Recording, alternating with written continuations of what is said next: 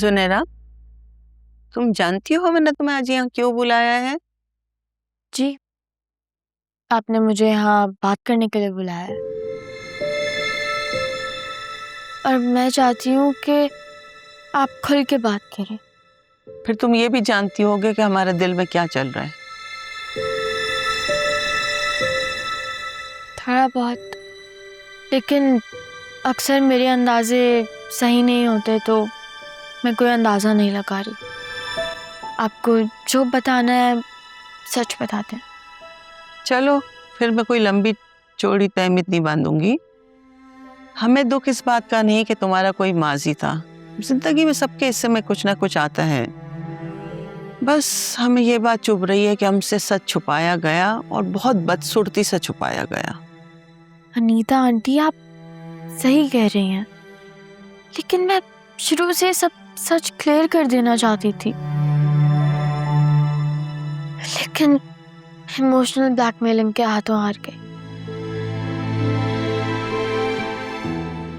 मैं अपनी कमजोरी मानती हूँ, काफी शर्मिंदा हूँ। तो क्या गलती कबूल करने से सब ठीक हो जाता है? मैंने तो ऐसा नहीं कहा। कम से कम माफी मांग के अपनी गलती का इजहार तो कर लेता है कि आइंदा के बाद ये सब नहीं होगा, और जो डैमेज हो गया है उसका पूरा मदावा करने की कोशिश करेगा। इम्प्रेसिव।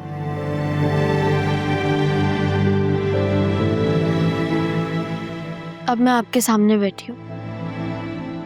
अगर आप मुझे कबूल करें तो पूरे सच के साथ करें, और अगर आपको लगे कि ये रिश्ता नहीं होना चाहिए तो मैं आपके फैसले की पूरी इज्जत करूंगी। तुम्हें अंदाजा है कि ये फैसला कितना मुश्किल है? जी, इसलिए मैं आप पे कोई बोझ नहीं डालना चाहती। मैं चाहती हूँ कि जो मैं अभी हूँ आप मुझे उस नज़र से देखें। मैंने माजी में किसी से मोहब्बत की, निकाह भी कर लिया, लेकिन वो मेरी किस्मत में नहीं था। लेकिन अब जो आपका फैसला होगा वही मेरा फ्यूचर डिसाइड करेगा। सुनेरा, रिश्ते इज्जत की बुनियाद पे खड़े रहते हैं, और इज्जत सच्चाई से आती है, और इसी सच का सामना करने मैं आपके साथ यहाँ बैठी हूँ।